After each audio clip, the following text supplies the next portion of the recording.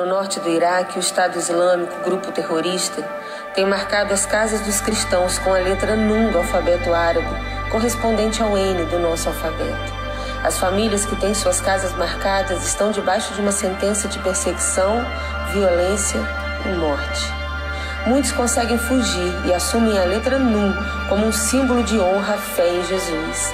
Passam a usar essa marca para declarar que nada, nem mesmo a morte, pode tirar deles a fidelidade a Cristo. Somos um só corpo, somos uma só família, somos o corpo de Cristo na terra. Fronteiras geográficas, culturais ou políticas não podem desmembrar esse corpo ou separar essa família. Todos somos nazarenos, unidos aos nossos irmãos que sofrem. Somos militantes dessa batalha e declaramos que eles não pagarão esse preço sozinhos. Empenhamos nossas vidas para que junto a eles o nome do nosso Salvador seja exaltado. Nossa oração e súplica, nossos bens e recursos, nossas vidas e famílias, tudo entregamos por amor ao Nazareno. Que no Iraque, no Brasil e por toda a terra, saiba-se que nada pode deter a Igreja de Jesus Cristo, o desejado das nações. Graças e paz, meus irmãos, que privilégio poder abrir a palavra para pensar com você sobre a igreja sofredora. Uma igreja que, de certa forma, é invisível e de outra se torna visível. Invisível porque poucas informações dessa igreja nos chegam. Invisível porque quando chegam, elas nos ferem. Há uma estatística oficial de que 11 cristãos morrem todo dia por causa da sua fé. Mas extraoficialmente nós sabemos que é um número muito maior. Muito difícil nós temos o número correto, porque alguns atentados contra cristãos não são reivindicados por nenhum grupo que fez o atentado. Os números extraoficiais nos dão que um cristão a cada hora morre por sua fé. Hoje nós vamos falar sobre esses cristãos que nós chamamos de Nun. O Nun é a letra N do árabe. A letra N do árabe que é marcado na casa desses cristãos para que eles sejam perseguidos. Se você fizer uma breve pesquisa depois na internet, você vai ver muitos muros, muitas casas pichadas com essa letra N, para que eles recebam algum tipo de castigo. Para nortear a nossa noite, pensando sobre a igreja sofredora, eu gostaria de convidar você a abrir sua Bíblia, lá em Marcos capítulo 4, versículo 35. Marcos 4, 35. Jesus, pedagógico como sempre, estava ensinando os discípulos a ir aos não alcançados. 4.000 povos não alcançados. Acabamos de descobrir mais um. Muito obrigado, pastor, por essa informação. 4.000 povos não alcançados. E Jesus, já lá atrás, ensinando os discípulos a se preocupar com os não alcançados. Você vai descobrir por quê. Marcos 4:35 diz assim: e naquele dia, sendo já tarde, disse-lhes Jesus: passemos para o outro lado. E naquele dia, sendo já tarde, disse-lhes Jesus: passemos para o outro lado. O que Jesus foi fazer do outro lado? Capítulo 5, a partir do verso 1 nos diz, e diz o seguinte: e chegaram ao outro lado do mar, a província dos Gadarenos. E saindo ele do barco, ele saiu ao seu encontro dos sepulcros, um homem com espírito imundo, o qual tinha sua morada nos sepulcros, e nem ainda com cadeias o podia alguém prender, porque tendo sido muitas vezes preso com grilhões e cadeias, as cadeias foram por ele feitas em pedaços e os grilhões em migalhas, e ninguém o podia amansar. E andava sempre, de dia e de noite, clamando pelos montes e pelos sepulcros, e ferindo-se com pedras. E quando viu Jesus ao longe, correu e adorou. E clamando com grande voz, disse: que tenho eu contigo, Jesus, Filho do Deus Altíssimo. Peço-te por Deus que não me atormentes. Porque ele dizia: sai desse homem, espírito imundo. e perguntou-lhe: qual é o seu nome? Ele respondeu dizendo: Legião é o meu nome, porque somos muitos. E rogava-lhe muito que os não enviasse para fora daquela província. E andava ali, pastando no monte, uma grande manada de porcos. E todos aqueles demônios lhe rogaram, dizendo: manda-nos para os porcos, para que entremos neles. E Jesus logo lhe permitiu. E saindo aqueles espíritos imundos, entraram nos porcos, e a manada se precipitou por um despeadeiro no mar. Eram quase 2.000 porcos, e afogaram-se no mar. E os que apacentavam os porcos fugiram e anunciaram nas cidades e nos campos, e saíram muitos a ver o que estava acontecendo. E foram ter com Jesus, e viram o endemoniado que tivera legião, assentado, vestido em perfeito juízo, e temeram. Irmãos queridos, estamos num dia muito especial do ministério de Jesus. Esse texto retrata um dia muito importante do ministério de Jesus, e ele vai mostrar claramente para a gente por que precisamos ir aos não alcançados. Foi um dia de muito trabalho. Jesus havia contado muitas parábolas. Você vê o capítulo 4, esse capítulo vai apresentar para você um dia muito agitado na vida de Jesus. Ele acorda cedo, ele prega à multidão. É esse texto em que ele usa aquele barco, se afasta um pouquinho com o barco para pregar às pessoas que estão ali na praia. É nesse texto que ele conta as parábolas do semeador, da semente, do grão de mostarda. É nesse texto que, depois de fazer tudo isso, os discípulos perguntam a ele: Jesus, o senhor pode nos explicar tudo isso? Porque a gente não entendeu. E Jesus gasta um tempo com os discípulos, explicando a eles tudo o que ele havia ensinado nesse dia. E aí vem o texto e conta para a gente que já era tarde, e depois de um dia inteiro de trabalho, sendo já tarde, Jesus deveria querer o que, meus irmãos? O que você quer depois de um dia inteiro de trabalho, depois de um dia inteiro de atividade? O que você pensa? Eu vou descansar, eu vou para casa. Jesus deveria estar pensando: vou lá assistir o Jornal Nacional para ver se a greve dos caminhoneiros já acabou.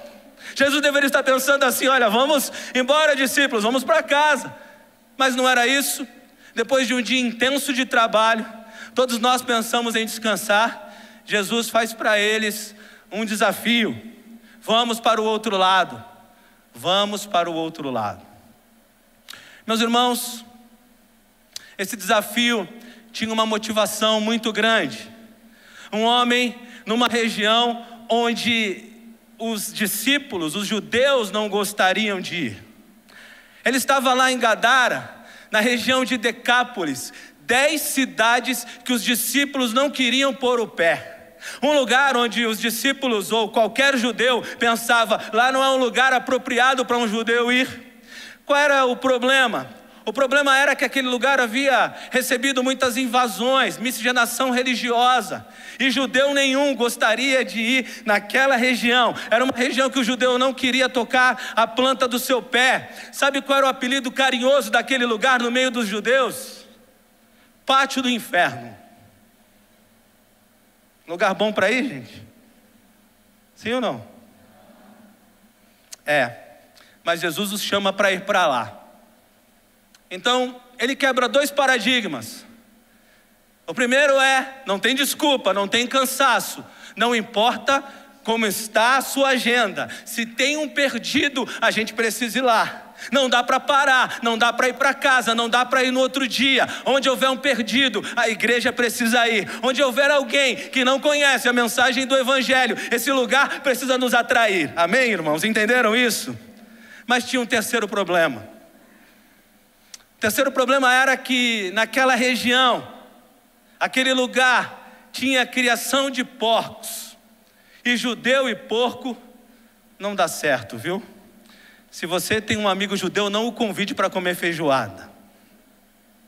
O judeu tinha um problema sério cerimonial com porcos. Um problema terrível. E o texto mostra para a gente claramente aqui, o autor faz questão de inserir os porcos, faz questão também. Jesus deixa os demônios entrarem nos porcos para mostrar também o tamanho do paradigma quebrado. Não importa onde esteja o perdido, não importa o que tenha naquela região, não importa quais são os problemas, não importa a nossa agenda apertada, nós não temos desculpa para não ir ao perdido. Ok, meus irmãos? Jesus pedagógico que era, estava infiltrando, colocando, selando isso no coração dos discípulos. Jesus pedagógico que era, queria que os discípulos aprendessem isso, para que eles continuassem o ministério da pregação aos perdidos, mas o ministério da pregação aos perdidos, onde quer que houvesse perdido, o ministério da pregação aos perdidos, que alcançasse todos os lugares do mundo, que alcançasse todas as pessoas do mundo. Então eles entram naquele barco, vão em direção a Decápolis, a Gadara especificamente. Decápolis, 10 cidades, Gadara, a cidade específica. E no caminho, acontece o que, meus irmãos? Quem sabe aí pode contar para todo mundo. Quem é bom de Bíblia ajuda aí, vai. O Binho sabe, já falou ali para mim. O que aconteceu no caminho, gente? Uma grande tempestade. Uma terrível tempestade. Eu não sei se você estivesse naquele barco com aqueles discípulos e com Jesus, qual seria a sua reação? Eu sei qual seria a minha. Já deu para perceber que eu sou um agitadinho de Jesus, não deu? Que eu não seguro a língua na boca, já deu para perceber? Eu ia ser o primeiro que ia dizer para Jesus assim: ora, eu não estou entendendo, a gente está indo fazer a sua vontade, o Senhor mandou a gente ir a Gadara, e tempestade agora? O que está acontecendo? No centro da tua vontade estamos, fazendo o que o Senhor mandou, e essa tempestade em que o barco está quase afundando, é isso mesmo, Jesus? Um dos discípulos, me parece que falou dessa forma. Se você ler o texto, você vai ver que ele olha para Jesus, ele acorda Jesus, e agora você já sabe por que Jesus estava dormindo, né? Já sabe por que agora? Antigamente, né, talvez você não tivesse prestado atenção nisso, porque teve um dia muito agitado, por isso dormia no barco. E aí um discípulo vai lá, acorda Jesus e diz assim: não te importa que morramos?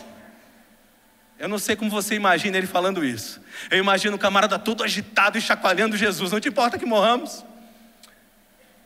É só para abrir um parênteses aqui, meus irmãos, que as tempestades irão acontecer para aqueles que têm Jesus e para aqueles que não têm. Isso é para você fixar no seu coração. Não estamos imunes às tempestades. Elas acontecem com todos nós, na vida de todos. Qual é a diferença? A diferença é que eles estavam bem pertinho de Jesus e podiam pedir socorro. A diferença é que no meio da tempestade, Cristo estava no barco. Agora minha pergunta aí para você: está pertinho de Jesus, amém ou misericórdia? Amém. Cuidado aí com esse amém, fala a verdade, hein, meu irmão. Se você está pertinho de Jesus, você pode encarar a tempestade, porque Ele está pertinho ali para te socorrer também. Mas o fato é que eles chegam lá naquela cidade e encontram um gadareno, um homem sem esperança, um homem sem fé, um homem destruído por todos os problemas que o texto narra. Lucas conta pra gente que ele andava nu. Marcos nos conta que ele feria-se com pedras. Marcos também nos conta que ele morava entre os sepulcros. Como eram os sepulcros dos gentios, principalmente ali em Gadara, totalmente desorganizado. Às vezes as pessoas deixavam defuntos ali perto da montanha, afastado da cidade. Esse homem morava ali, distante de tudo, distante de todos, com a vida degradada, sem esperança e principalmente sem fé, sem Jesus. E Jesus vai àquele lugar. Jesus vai a Gadara com os discípulos. Ele poderia ter ido sozinho, meus irmãos? Sim ou não? Ele poderia ter falado assim: vou fazer minha caminhadinha da manhã. Ele sabia caminhar sobre o mar, sabia? Ele podia ter falado assim: vou fazer minha caminhadinha da manhã, vou lá, prego a eles e volto. Mas levou os discípulos, como está nos levando a Gadara hoje, para dizer que nós precisamos ir onde houver perdido, que não podemos descansar enquanto houver um perdido, que não há desculpa, não há agenda lotada que nos tire de falar do amor de Deus ao perdido, que não há problema ritualístico, que não deve ter um lugar no mundo onde a gente não queira ir, porque Gadara é o último lugar que um discípulo de Jesus ou que um judeu poria o pé. Não deve ter lugar nesse mundo que a gente não queira ir por amor aos perdidos. Pensando nisso, meus irmãos, por que eu contextualizei você? Porque eu trouxe um texto para embasar essa verdade no teu coração. E nós temos ido, os cristãos do Brasil, as instituições missionárias do Brasil têm ido aos lugares mais difíceis desse mundo. Os países mais fáceis de evangelizar já foram evangelizados. As culturas mais fáceis de chegar, nós já chegamos. Alguém num congresso esses dias disse que Para o Brasil, desculpe, para missões, sobrou o osso nos dias de hoje. A carne já comeram tudo. Sobrou os países mais difíceis, os lugares mais inóspitos, as dificuldades, os lugares onde seremos perseguidos, lugares onde não podemos falar livremente. Esses lugares ainda não estão evangelizados. Só que brasileiro é bom de roer osso, meus irmãos. Brasileiro é bom de enfrentar dificuldade. Desde do nosso nascimento, com esse país tão difícil, a gente é treinado para enfrentar as lutas que podem se levantar no campo missionário. É por isso que o brasileiro hoje é extremamente bem sucedido no campo missionário, viu, meus irmãos? Os brasileiros têm feito um trabalho lindo no campo missionário. Pensando nisso, então, nós estamos indo. E eu quero contar aqui algumas histórias para vocês. Algumas histórias que vão marcar a sua vida. Eu queria pedir duas coisas: não fotografe e não filme o que você vai ver ali. E também, se você for divulgar em sua rede social, não dê informações, não dê país e não dê localização, ok, meus irmãos? Faça esse favor. Primeira coisa que eu queria contar para vocês é o drama dos refugiados. Eu não sei se você sabe, se você não sabe, anota na sua Bíblia para você orar. Mas o problema dos refugiados é a maior tragédia depois da Segunda Guerra Mundial. Sabiam disso? A maior tragédia depois da Segunda Guerra Mundial está acontecendo aqui, nos nossos olhos, no nosso tempo. E parece-me que a gente não está muito preocupado com isso. Eu não sei, parece-me que isso não tem mexido com os nossos corações. Parece-me que isso não tem sido... nós não temos lançado o olhar sobre esse problema. Os refugiados, meus irmãos, têm passado lutas intensas. E aí o que aconteceu? A instituição que eu trabalhava, a Junta de Missões Mundiais, começou a ver esse drama e em 2014 mandou um grupo de voluntários visitar o campo de refugiados, para trazer para nós o que de fato estava acontecendo naquele lugar, porque até então a gente tinha informações muito superficiais e conhecíamos por reportagens. Então o pessoal esteve lá e aí trouxeram algumas histórias. Eu não sei se você sabe, mas o refugiado, não todos, mas grande parte dos refugiados, tem em média 8 horas para deixar a sua casa. Sabiam disso ou não? Em média 8 horas para deixar a sua casa. Como que eles deixam a sua casa? Dá para vender uma casa num local de guerra, num lugar onde a casa será destruída, onde chegarão guerrilheiros? Dá para vender? Casa, carro, dá para vender? Não. Então eles deixam o patrimônio lá. Além disso, além de deixar o patrimônio, eles deixam sonhos, planos, esperança, o lugar onde eles casaram, o lugar onde eles conheceram a família, a faculdade que eles frequentaram, amigos de infância. E em 8 horas, essas pessoas precisam fazer uma mochila e se mandar, e correr, e fugir, porque senão serão mortas.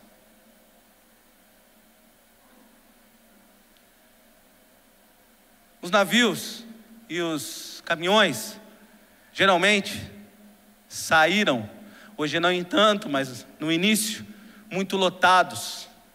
Você deve ter visto cenas de naufrágio, cenas de caminhão tombado. E às vezes, aquela mochilinha que eles prepararam com poucas coisas, aquela mochilinha também tinha que ficar para trás. Levavam apenas documentos. Deixa eu perguntar uma coisa para você aqui. Se você tivesse que deixar sua casa hoje, por algum problema, e não pudesse levar nada, apenas uma mochila, o que você levaria nessa mochila? Eu sei, a Bíblia eu já sei, meus irmãos. Mas o que mais? Os refugiados viveram dramas assim. Mudança de país, de língua, não saber se seriam aceitos, não saber se no novo país teria emprego, escola para as crianças, comida. São 7 milhões de pessoas, 7 milhões de sírios, espalhados pelo mundo, sem muita perspectiva. A nossa voluntária foi lá e percebeu toda a dificuldade. E de repente, uma coisa que era incomum apareceu na frente dela. Eu quero contar essa história para vocês. Uma menina com uma bonequinha. Não se via As pessoas tinham apenas uma mochila para levar e levavam poucas peças de roupa e documentos. Criança com brinquedo era luxo. E ela viu essa menininha com essa bonequinha, abaixou e foi conversar com a menina e perguntou: como você está? A menina disse: estou bem, mas a minha bonequinha não está nada bem. E ela perguntou: por que sua bonequinha não está bem? Porque há muito tempo ela não vê o vovô e a vovó. Porque há muito tempo a minha bonequinha não vê os amiguinhos da escola. Porque ela não tem mais o quartinho dela.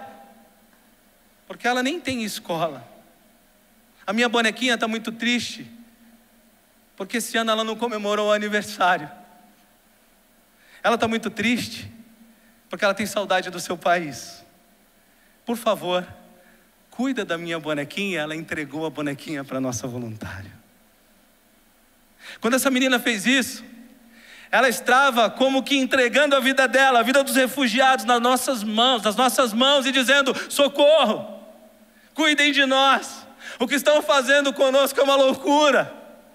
Sensibilizem, olhem para nós, abram os vossos corações, pensem na gente, orem por nós. O drama é tão grande, meus irmãos, que às vezes chega na fronteira, os documentos não estão completos, e os guardas, com muita dó, eles falam para os pais assim: olha, vocês nós não vamos deixar sem documento não, mas se vocês quiserem deixar as crianças passarem e voltar para arrumar o documento de vocês e depois vir para cá encontrá-las, podem deixar as crianças. E aí o pai fica numa luta, porque ele volta com as crianças arriscando morrer todo mundo na guerra. Ele deixa as crianças e se separa dos filhos. E essa é a situação que muitos pais precisam responder. Por isso, são 98 mil crianças órfãs no campo de refugiados, porque os pais deixam as crianças, voltam para pegar documento e morrem na guerra, nunca mais voltarão.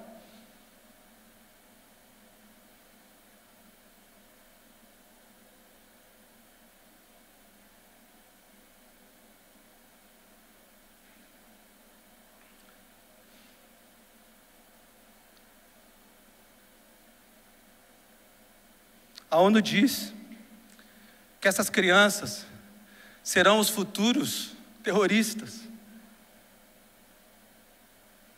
A ONU diz que essas crianças não têm sonhos. Elas serão incapazes de sonhar, porque os sonhos delas foram roubados na infância. Só que eu visitei algumas dessas crianças, e eu não vi isso não, meus irmãos. Sabe o que eu vi? Eu vi crianças dizendo assim: eu não consigo entender. A vida toda a gente foi lembrado, nós somos lembradas de que não deveríamos confiar em cristão, não deveríamos gostar de cristão, cristão não era um povo bom. E agora os cristãos cuidam de mim e os muçulmanos tentam me matar. Eu não consigo entender, essas crianças diziam.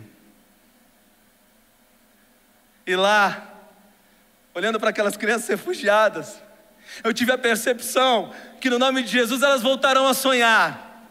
Mas mais do que isso, elas não serão os futuros terroristas, elas serão os futuros missionários que pregarão a sua própria nação, porque nós estamos dando testemunho do amor de Cristo naquele lugar.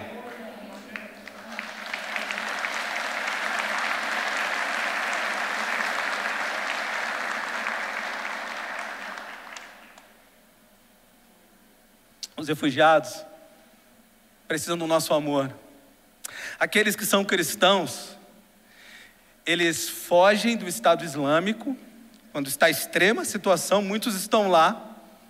Eles chegam na tenda de refugiados e marcam o NUM para dizer assim: eu sou a igreja sofredora. Eu não nego o meu Jesus. Eu faço parte desse grupo de pessoas que tem a marca do Nazareno. O N é de Nazareno, por isso que eles marcam o N, aquele é o N deles. Eu tenho a marca do Nazareno. No campo de refugiados, pode colocar para mim o primeiro slide, o slide do Zeide, por favor. Tem a fotinha do Zeide aí. No campo de refugiados eu conheci o Zeide. Eu vou pedir que essa foto não apareça na internet. Obrigado, meus irmãos. Esse é o Zeide. O Zeide Quando eu olho o Zeide, eu entendo porque todo mundo tentava falar árabe comigo naquele lugar. O nosso nariz é parecido, não é não, meus irmãos? Todo mundo naquele lugar tentava falar árabe comigo e eu falava, não, eu sou brasileiro. E aí ficava mais enrolado, porque eu falava, sou brasileiro em português, imagina. E o Zeide então estava lá. E tive a oportunidade de conhecê-lo, e foi uma coisa engraçada, porque foi um dia que todo mundo saiu, e eu falei, olha, eu preciso ficar aqui, preparar o meu material, porque eu vou pregar à noite na igreja, preciso ficar aqui, vocês vão e me deixem. Ficou eu e o Zeide. O Zeide não fala uma palavra de português, e eu não falo uma palavra de árabe. Nenhum dos dois falavam inglês. E aí eu falei, como é que a gente vai conversar? E eu tentei conversar com ele, a primeira coisa que eu fiz foi assim, ó. E o Zeide me olhava e falava, que maluco. Eu acho que ele pensava isso. E eu falei, Deus, eu preciso falar com esse homem. Eu preciso ter um tempo com esse homem. Eu preciso ouvir a história dele. Esse homem tem alguma história para me contar. Tararã. Conhece o Google Tradutor? Uma bênção esse negócio, meus irmãos. Tem árabe aqui dentro. E aí eu, no árabe, falava português, mandava traduzir, traduzia direitinho. E a gente começou a conversar com o Google Tradutor. Deus é bom, né? E o Zeide me contou a história dele. Zeide Anum, a igreja sofredora. O Zeide era um professor no Iraque, na verdade um diretor de escola muito bem sucedido, um homem respeitado, um grande pensador. Uma coisa que eu esqueci de falar sobre os refugiados é que não são pessoas pobres, não. Grande parte das pessoas muito bem financeiramente. Eu conheci médicos, conheci pessoas que tinham um bom posicionamento, porque a guerra ela é democrática, ela pega rico e pobre, entendeu? A gente não pensa que no campo de refugiados só tem pessoas pobres. Mas foi legal conhecer o Zeide, um pensador, um grande pedagogo. E aí eu perguntei para ele o que tinha acontecido para ele estar no país que eu visitei. E aí ele começou a me contar com o Google Tradutor. Super bem, vivendo um tempo maravilhoso, um pensador dirigindo uma grande escola. Um dia numa reunião perguntaram qual era a religião dele. E o que vocês acham que o Zeide respondeu? Eu sou cristão. Talvez você não entenda o que essa resposta tinha de impacto no contexto dele. E aí eu vou explicar o que o Zeide me escreveu. A primeira coisa, já no outro dia ele saiu de diretor e virou faxineiro. A escola já não o atendia mais, as pessoas passavam por ele e bagunçavam com ele, virou motivo de riso das pessoas. Mas o pior ainda estava por vir. Um dia, voltando para sua casa, o Zeide encontrou sua casa marcada com o símbolo Num. E no Iraque, onde o Zeide morava, o símbolo Num é decreto de morte. Zeide olhou aquilo tudo, orou a Deus e disse para mim, que falou ao Senhor, se o Senhor me mandar ficar aqui, eu fico. Mas sentiu em seu coração que Deus o mandou embora. E ele foi para outro lugar no Iraque. Conseguiu rapidamente um emprego de diretor de escola. Na primeira reunião que o Zeide foi liderar a equipe, perguntaram para ele, qual é a sua religião? Ele respondeu o quê? O que você responderia? Eu não sei. Irmãos, com muito carinho eu estou dizendo isso. Não estou convicto de que você responderia o que o Zeide respondeu. Porque quando ele me contou todo o contexto, eu não sei se eu responderia o que ele respondeu. Ele respondeu, eu sou cristão, servo do Deus vivo. E aí, a perseguição começou muito rápido. Diferente da outra escola, ele não foi nem para faxina, mandaram ele para casa. À noite, homens começaram a rondar a sua casa. E o que eles fazem com a casa de um Num? Eles invadem, matam o homem da casa, violentam a mulher e levam os filhos para futuros terroristas. É isso que eles fazem com os Nuns. Zeide viu aquela situação e fugiu para o país que eu visitei. Quando o Zeide me contou essa história, eu fiz 2 perguntas idiotas que eu quero compartilhar com vocês. Mas antes de compartilhar a pergunta idiota, eu quero dizer para vocês que rir de pastor dá 7 anos de azar. Cuidado, estou avisando antes. Eu fiz 2 perguntas idiotas. A primeira foi a seguinte, eu achando que estava abafando, escrevendo no meu Google Tradutor: Zeide, como você se sente tendo perdido tudo? O Zeide pega o celular da minha mão, com uma cara feia. Eu falei, meu Deus, agora eu vou explodir aqui. E começa a responder. E ele responde com a expressão dele, que eu podia sentir o tom de voz do Zeide. Ele responde o seguinte: quem falou que eu perdi tudo? Eu não perdi tudo. As coisas ficarão aqui. O meu Deus é o meu tudo. Eu continuo tendo o meu tudo. E sou feliz porque não perdi o meu tudo. Aí eu, com vergonha, vermelho, sem filtrar, faço a segunda pergunta idiota. Zeide, estou falando de casa, seus bens. O Zeide escreve: casa? Terei uma mansão celestial. Estarei na eternidade com tudo o que eu preciso. Para que me preocupar com casa? Aí eu chorei, meus irmãos. Eu chorei e pedi para o Zeide: Zeide, eu posso compartilhar essa história com os meus irmãos? Nós ocidentais, Zeide, precisamos aprender mais sobre fé com vocês. Muito obrigado. Você edificou a minha fé e a minha vida. No campo de refugiados, eu conheci muitas pessoas e muitas coisas. Mas por enquanto vou parar aqui, porque em outro momento eu conto mais histórias. Eu quero mostrar pelo mundo todo o que tem acontecido com a igreja sofredora.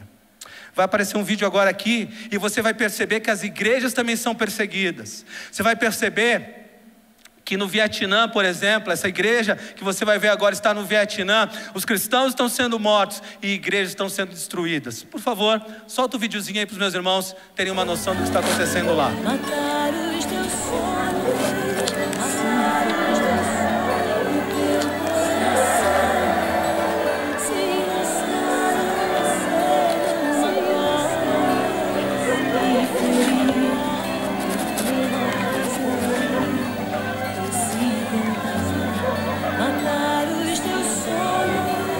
Os policiais estão ali, mas eles só se metem para não ter briga. Para eles não tem problema nenhum a igreja ser destruída. Esse vídeo pode aparecer na internet.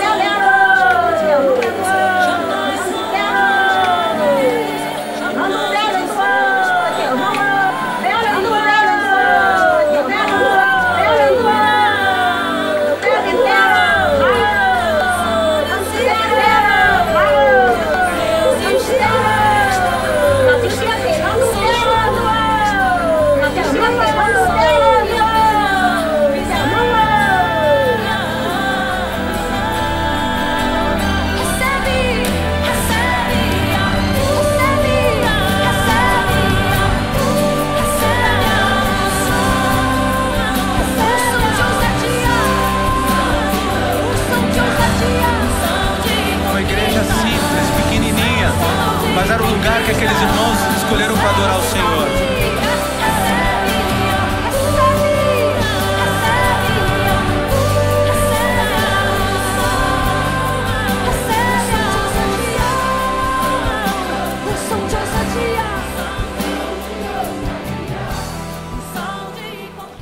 Agora vai aparecer uma foto que não pode aparecer na internet.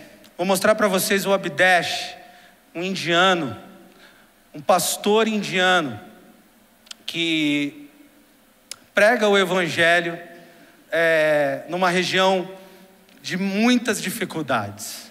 E ele vinha sendo avisado que se ele continuasse pregando lá, se ele continuasse falando do amor de Cristo lá, alguma coisa ia acontecer a ele, eles iam matá-lo. Avisado, alguns familiares diziam para ele: pare de pregar, deixe disso, fica mais tranquilo, não confronte, não seja tão contundente na sua mensagem. Mas ele firmemente se posicionava firmemente, dizendo: eu tenho que anunciar o meu Cristo, falar do que Ele fez na minha vida, essas pessoas estão indo para o inferno. Um dia a multidão o pegou. Ali, quando eles raspam metade do cabelo, na cultura, é para fazer passar vergonha. A segunda coisa na cultura, para fazer passar vergonha, é colocar em cima de um jumentinho. É humilhação. O nosso querido irmão contou que mal eles sabiam que estavam colocando ele no mesmo animal que Jesus montou, e ao invés de humilhá-lo, ele estava se sentindo exaltado, andando naquele bichinho, sofrendo por causa do nome de Jesus. Levaram ele para uma prisão mais longe, para que não o reconhecessem e não o matassem numa prisão tão perto. A família ficou por 15 dias sem saber onde ele estava. A família ficou procurando, achando que ele havia morrido. Esse lugar é o seguinte: chegou, tem briga. Por que tem briga? Por causa dele, prenderam ele. Não investigaram quem estava certo ou errado. Espancaram esse nosso irmão. E aí, a nossa instituição missionária, a instituição missionária que eu servi, ela ficou sabendo de tudo isso e mandou para lá o nosso coordenador daquela região, coordenador da Ásia, foi lá falar com ele. E o coordenador perguntou para ele, disse assim para ele: eu vim aqui para cuidar de você, e eu queria saber para onde eu compro sua passagem, para a gente levar você num bom médico, para a gente levar você no psicólogo, para a gente recuperar o seu psicológico, para que você fique bem. Ele disse: comprar minha passagem? Não. Eu não preciso de passagem. Eu preciso voltar lá para minha cidade e pregar para aquelas pessoas. O nosso coordenador falou assim: eu acho que você não entendeu. Eu estou aqui em nome dos brasileiros. Eu quero cuidar de você. Você sofreu muito. Quero tirar você um pouco daqui. O que você está precisando? O que eu preciso urgentemente é pregar o meu Cristo. É voltar para aquelas pessoas que me bateram e dizer para elas que eu não tenho medo delas, que a minha fé é maior do que o que eles podem fazer comigo. Eu tenho que olhar nos olhos delas e dizer assim: vocês precisam conhecer esse Jesus que me dá essa força.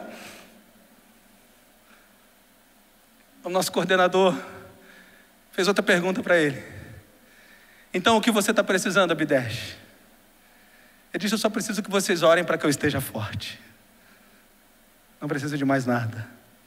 Eu preciso estar forte para voltar lá e continuar pregando. Que pedido você faria? Dá mais um clique aí, meus irmãos. Vocês terem uma ideia? Obrigado, irmãos. Saiu a reportagem no jornal e ali é ele, muito magro. Você deve perceber a diferença depois de tudo o que ele sofreu e apanhou. Quero contar uma última história a vocês. Segura um pouquinho o vídeo aí, meus irmãos, daqui a pouco eu vou pedir para a gente passar. Essa última história é uma história bem forte, bem real, e uma história que poderia ter acontecido com todos nós. Um homem muito bem sucedido na Inglaterra, chamado Farshid, um iraniano que fugiu de toda a perseguição. O Irã começou a perseguir as pessoas, o evangelho, no regime dos ayatolás. Os ayatolás começaram a dizer: aqui no Irã, em pouco tempo, não teremos cristãos, não teremos igrejas, não teremos Bíblia. O pai do Farshid fugiu, o levou para a Inglaterra, ele cresceu na Inglaterra, virou um alto executivo muito bem financeiramente, morando no melhor lugar, os filhos nas melhores escolas, uma família fantástica, indo para a igreja todo domingo, servindo ao Senhor. Só que ele soube de uma coisa que estava acontecendo no seu país. Um grupo de jovens, lá no Irã, eles resolveram traduzir a Bíblia para a língua iraniana, para o Farsi, o antigo persa. No Irã, meus irmãos, eles são obrigados a adorar Alá em árabe. É como antigamente a missa no Brasil, que era em latim. Os católicos iam, aí você chegava em casa, você perguntava o que foi pregado lá, ele dizia: não sei nem meu nome completo. As pessoas iam para os templos, mas não entendiam o que estava sendo falado. Alguns jovens então tiveram a ideia de traduzir a Bíblia na língua deles, na língua do povo, e começaram a distribuir para algumas pessoas. Isso começou a causar um certo impacto. Algumas pessoas começaram a ter acesso ao livro da vida, ao livro que eles conseguiam ler. Eles não gostavam dos ayatolás. Os ayatolás impuseram um regime muito forte neles. Então eles começaram a gostar de ter uma Bíblia na língua deles nas mãos. Rapidamente o ayatolá descobriu isso. Ele descobriu que Bíblias na língua dele estavam sendo distribuídas. Aí ele foi para a televisão, TV estatal, e ele fez o seguinte: ele pegou a Bíblia e falou assim: olha, quero pedir uma coisa para vocês. Não tenham contato com esse livro. Não é para vocês tocarem nesse livro. Esse livro não é um livro bom para vocês. Esse livro tem informações que vocês não podem ter. O que ele fez foi bom ou foi ruim? Eu não sei aqui, mas lá tinha muita gente curiosa, meus irmãos. Tinha muita gente que odiava o ayatolá. E quando isso veio dele, as pessoas: não, a gente precisa ter esse livro. Esse homem tem ferido a gente, machucado a gente. Se ele está dizendo que é para não ter, porque é coisa boa para a gente. E no Irã começou um avivamento fantástico, meus irmãos, extraordinário. E aí o Farshid descobriu. Aí ele fez uma proposta, reuniu a esposa, os filhos, fizeram uma assembleia bem batista lá, aquelas bem batista mesmo, e fez uma proposta: vamos todos para o Irã. Boa proposta, né, meus irmãos? Bom, deixa eu falar o que eles iam encontrar lá. Um país que ser cristão dá 18 anos de prisão. Um país que alguém ser pego com uma Bíblia na mão dá até pena de morte. Um país que não pode ter igreja. Um país que não pode adorar a Cristo. E ele olha para a família e diz assim: vamos para o Irã, cuidar de uma igreja, plantar uma igreja, uma boa proposta, amém, misericórdia?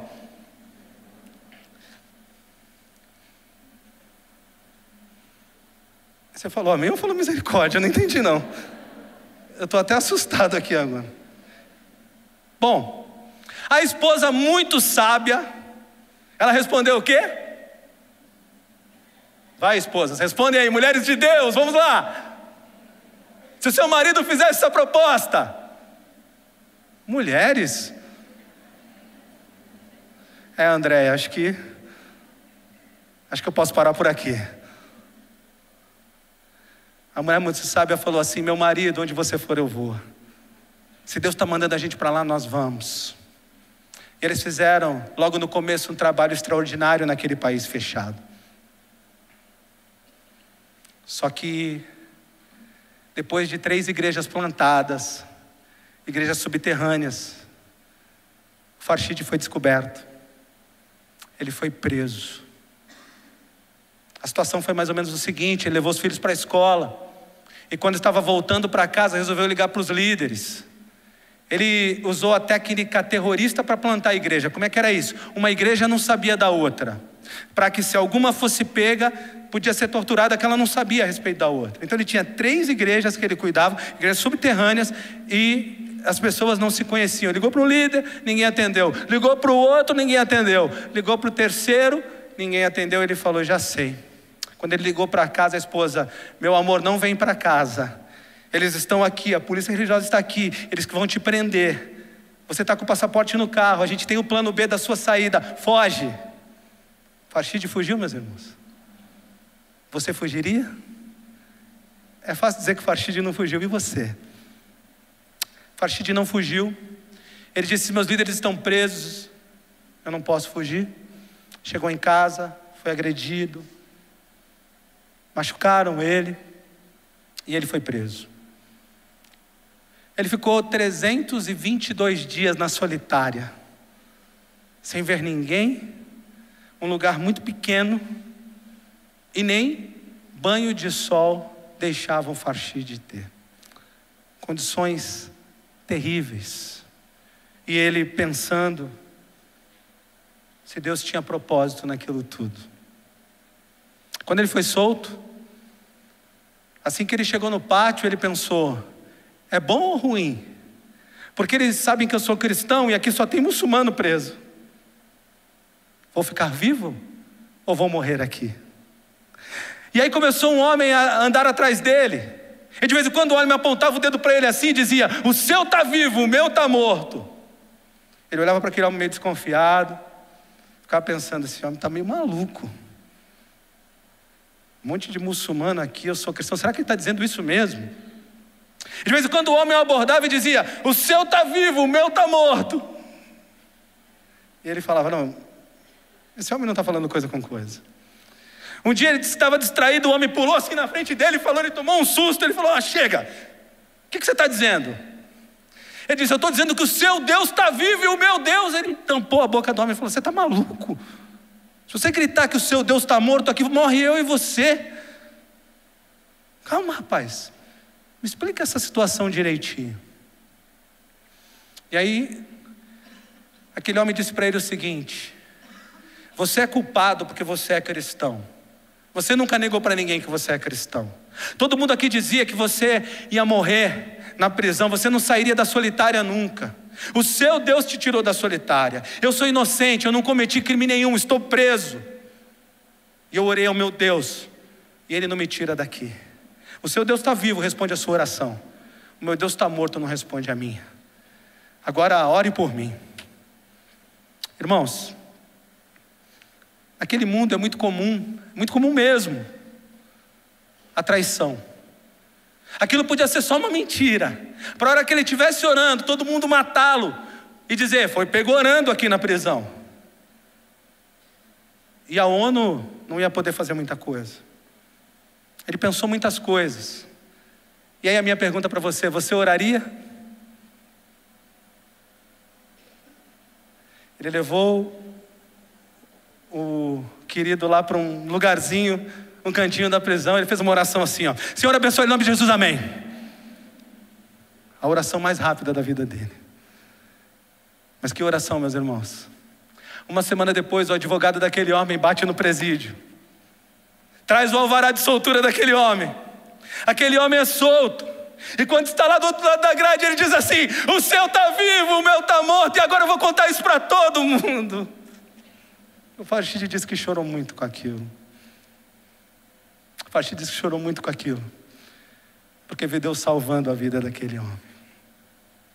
Mas nem tudo são flores. A vida do Farshid durou 6 anos e 4 meses na prisão. Eu quero mostrar para você isso, um vídeo que ele gravou para nós brasileiros. Pode soltar para mim, por favor, meus irmãos? Queridos irmãos e irmãs do Brasil, eu quero agradecer a vocês. Esse vídeo não pode ir na internet. Por se lembrarem de mim em suas orações e por me ajudar. Eu recebi suas orações enquanto estava na prisão. Estou tão feliz que existem irmãs e irmãs como vocês aí no Brasil. Na verdade, uma das coisas que me alegram é saber que um dia poderei ir e orar com vocês e compartilhar a bondade com vocês, sua fidelidade. Quando as pessoas me dizem: uau, como você é fiel ao Senhor, ou algo parecido, na verdade, Ele que foi fiel a mim, e a sua fidelidade vai além do mundo. Eu quero simplesmente agradecer muito a todos vocês. E tem um versículo em Efésios capítulo 3, versículo 13, que diz: por favor, não desanimem por causa das muitas tribulações, porque o meu sofrimento é para a sua glória.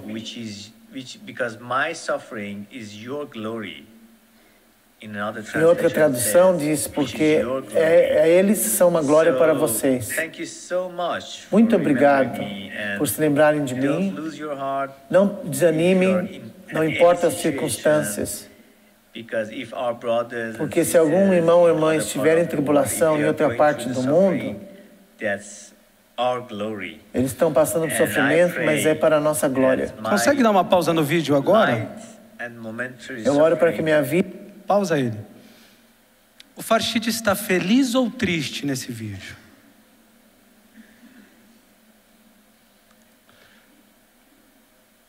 Quando o Farshid gravou esse vídeo, e ainda está acontecendo isso, ele estava 6 anos e 4 meses sem ver os filhos. Quando ele ficou preso, os radicais começaram a querer perseguir sua família e ameaçaram prender a sua esposa. Rapidamente a esposa correu para a Inglaterra, porque quem ia cuidar dos filhos se ela fosse presa também? Ela correu para a Inglaterra com os filhos. E agora Farshid está solto, 6 anos e 4 meses depois, mas não pode sair do Irã. E a esposa não pode entrar, porque senão será presa. E quando ele grava esse vídeo, ele está 6 anos e 4 meses sem ver a família. Pode soltar o restante, meu irmão. Em meu tempo, momento de tribulação, traga glória e encorajamento para a igreja brasileira e para o seu país. Eu sou muito agradecido. Posso dizer que estou muito agradecido. Preciso de suas orações. Meus lindos filhos, como vocês podem ver. Eu não os vejo há 6 anos e 4 meses, acho. Eu sinto muita saudade deles. Eu realmente preciso de suas orações para que Deus me faça achar uma maneira de eu poder ir vê-los. E eles também precisam de suas orações. Muito obrigado, que o Senhor possa abençoar todos vocês, surpreender vocês com seu amor e sua fidelidade ao longo desses dias que estão por vir.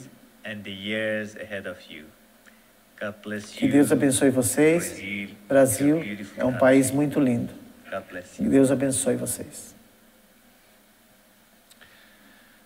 Quero voltar para o texto com você e contar para você porque Jesus levou aquelas pessoas, aqueles discípulos a Gadara.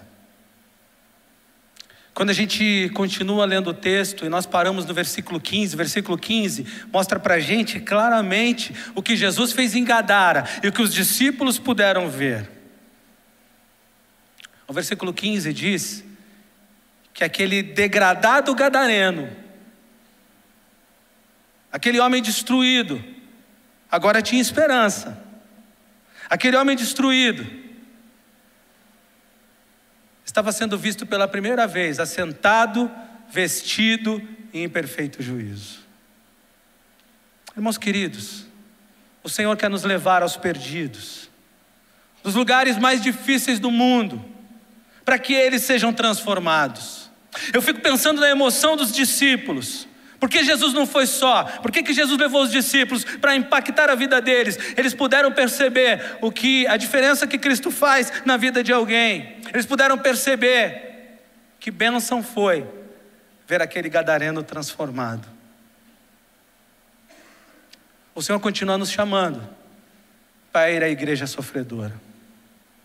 O gadareno, se você continuar lendo o texto, ele quis acompanhar Jesus. Ele falou: Jesus, eu vou contigo, eu preciso pregar dessa salvação que me alcançou. Eu preciso ver pessoas transformadas.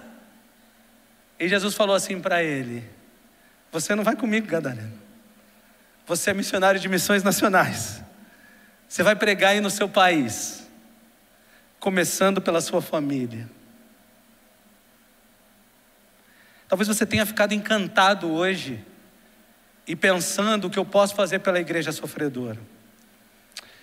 Mas talvez haja lá no meio da sua família alguém sofrendo também, alguém não alcançado, e que deve ser o primeiro lugar que você precisa ir para pregar o evangelho. Estamos no mês da família. Por isso, eu queria lembrar que quando se trata de pregação do evangelho, nós vimos no texto que não tem desculpa, não tem motivo, não tem tempo. É um familiar que você não quer ir, que você não quer contato. Os discípulos não queriam ir em Gadara. Precisa quebrar barreiras. Às vezes as barreiras não são religiosas, elas são emocionais. Precisa quebrar barreiras. Talvez, quando eu falei a história desse gadareno no texto, você lembrou de pessoas degradadas, feridas, destruídas.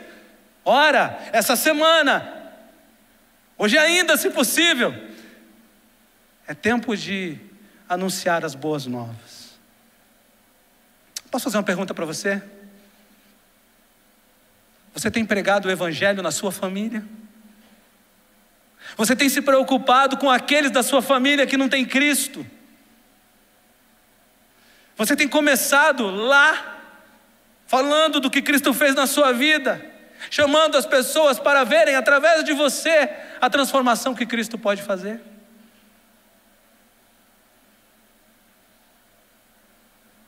Esse texto coloca a gente numa bifurcação muito séria. Ou a gente escolhe não fazer nada, ou a gente sai daqui com algum desafio de nos envolver com a obra missionária. Só não podemos continuar se estamos parados, não podemos continuar parados. Esse texto coloca a gente na frente de decisões muito sérias nas nossas vidas. O que vamos fazer pelo perdido? O que vamos fazer pela igreja sofredora? O que vamos fazer pelas pessoas que têm passado tantas lutas e que não conhecem a solução para as suas vidas, que é Cristo Jesus? Jesus levou os discípulos até Gadara para eles serem impactados com a transformação que o Evangelho pode fazer. Amém, meus irmãos? Queria convidar os irmãos aqui à frente que vão participar desse momento comigo. A igreja sofredora, agora vocês vão entender porque eu não vim de gravata.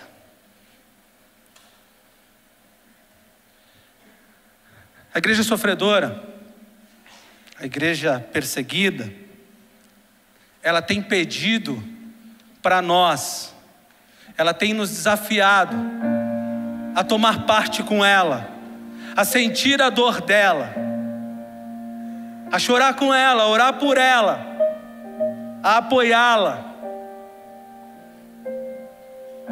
A igreja sofredora tem nos desafiado a não deixarmos de perceber o preço que esses irmãos estão pagando pelo Evangelho.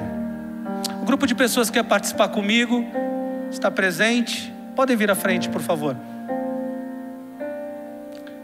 Lembrando de mês da família, eu trouxe aqui uma família para a gente dizer junto com os irmãos: eu sou eu sou da igreja sofredora, e a dor dos meus irmãos lá também é a minha dor. O choro daquela igreja também é o meu choro. E por isso, lembrando daquela igreja sofredora, nós vamos fazer aqui a nossa marca do NUM. Nós vamos fazer aqui na nossa camisa: nós somos NUMs, nós somos nazarenos. A igreja é corpo. E quando dói o dedinho do pé, tem que doer aqui também. E quando os nossos irmãos sofrem, choram, são perseguidos lá, isso não pode deixar de doer na gente. A igreja sofredora, a igreja perseguida, não pode ser uma igreja invisível. Vamos lá, meus irmãos, eu sou NUM.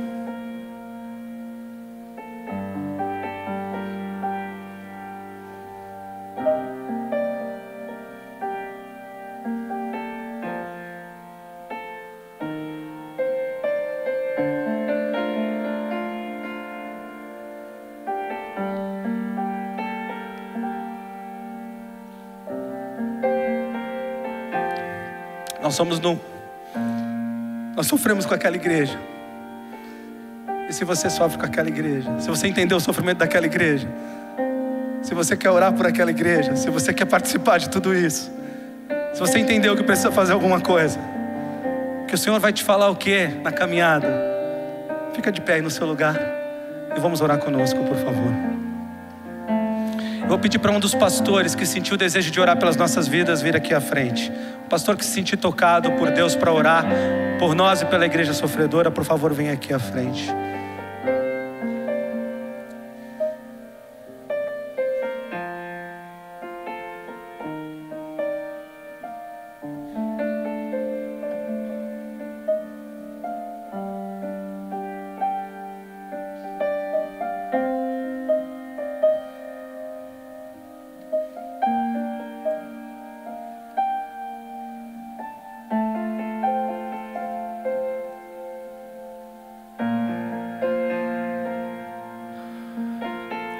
Este é um momento muito sublime, amados, onde cada um de nós vamos estar expressando aos nossos irmãos que tanto sofrem pelo mundo afora, pelo nome bondoso e generoso de Jesus.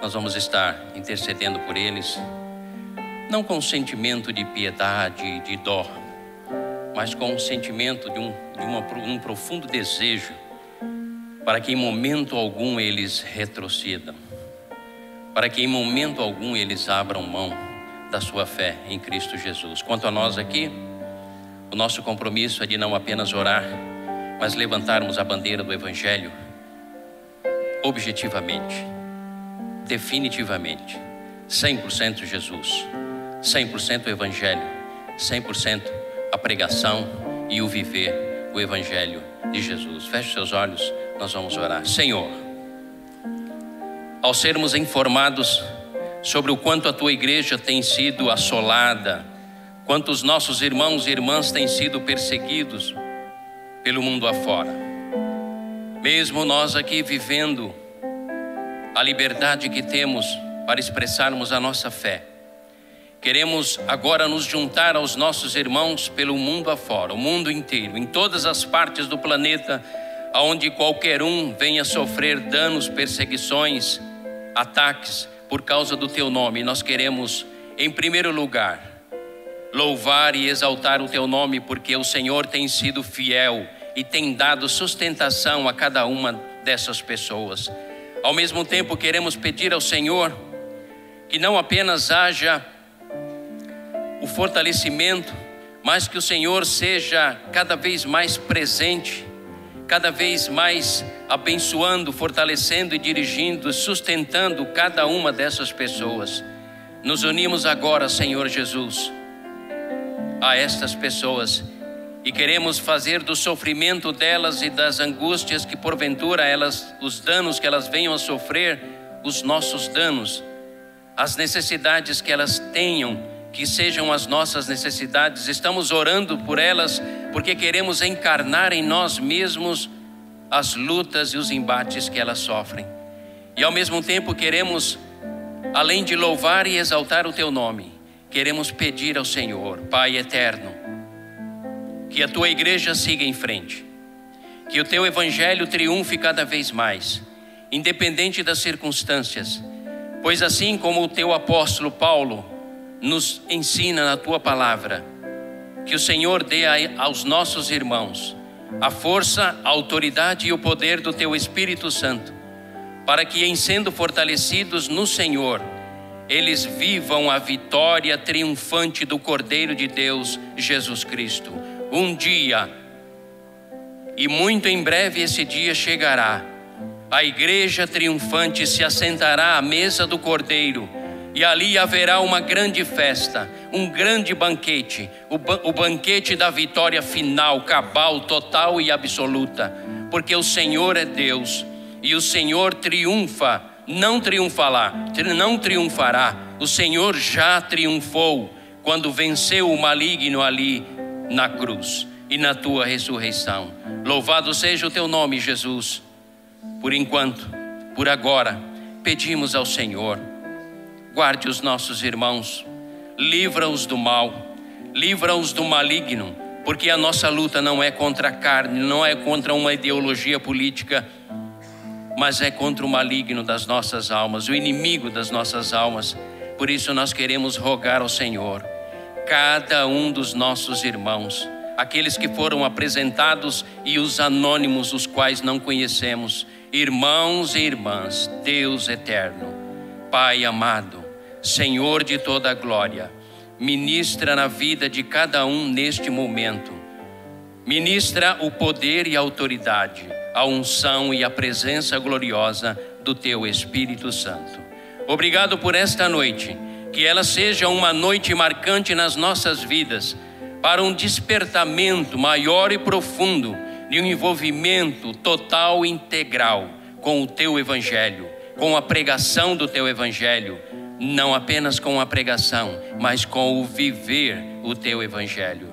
Louvado seja o Teu nome, Jesus, pois tudo o que fizemos aqui nessa noite foi para o louvor da Tua glória, porque só Tu és digno de receber cada lágrima, cada pranto, cada sofrimento, porque Ele é para a Tua glória. A nossa oração nesta noite é feita em nome de Jesus. Amém e amém, Senhor. Obrigado. Irmãos queridos, rapidamente, nós vamos ter uma ação de oração hoje ainda, no Salão Ômega. A lotação dele lá, não sei, 300 pessoas. Eu sei que vai lotar.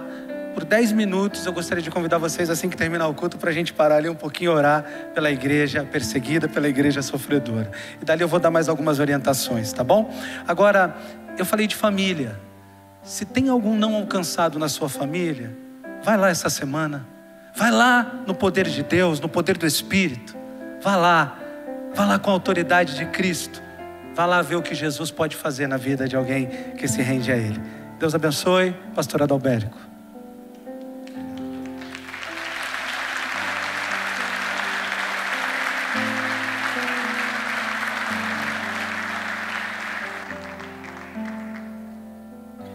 Amém, amados. Diante de tudo que nós presenciamos e recebemos da parte de Deus, nós só temos que louvá-lo, nós só temos que agradecer a Deus.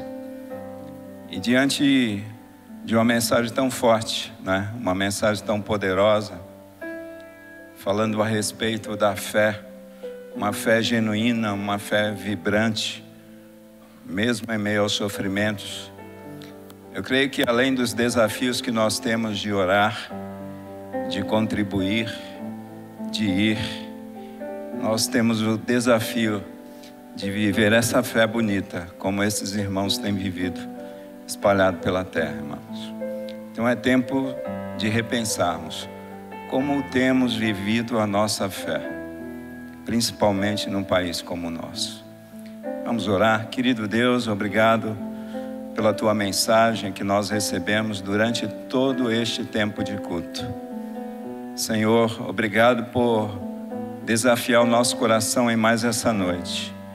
E nós oramos, Senhor, para que essa palavra, ela não pereça, mas essa palavra que nós recebemos produza frutos de vida eterna em nossas vidas.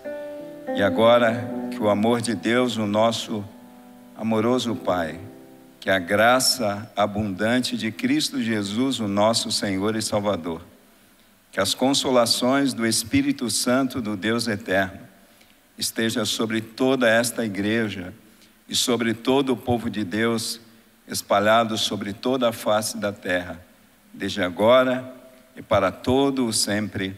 Amém e amém. Amados, uma boa semana a todos vocês. Lembrando os pais de filhos que irão para o retiro, aqui nessa ala nós temos uma palavra para vocês. Que Deus abençoe. E no Salão Ômega, aqueles que estarão orando conosco.